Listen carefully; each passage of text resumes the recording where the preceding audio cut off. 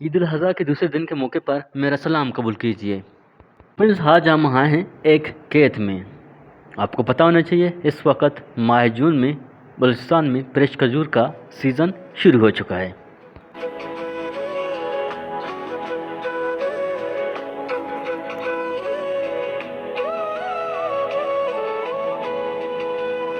तो इस खेत में मिस्टर सगीर अहमद सीज़न के शुरू में आने वाले खजूर यानी ही बलूची लैंग्वेज में पेजना के नाम से जाना जाता है, वो आज हमारे लिए इसी खजूर के दरख्त से खजूर तोड़कर खिलाएगा।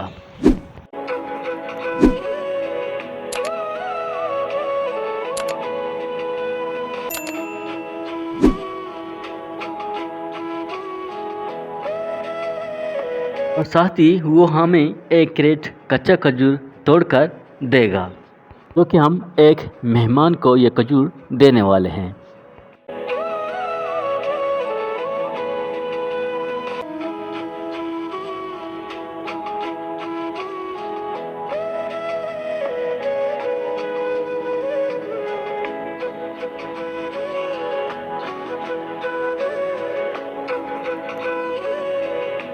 वो आ गया, खजूर खाएंगे और साथ ही हम आपसे कहेंगे कि आइए साथ ही खाएंगे ये फ्रेश और ज़बरदस्त खजूर।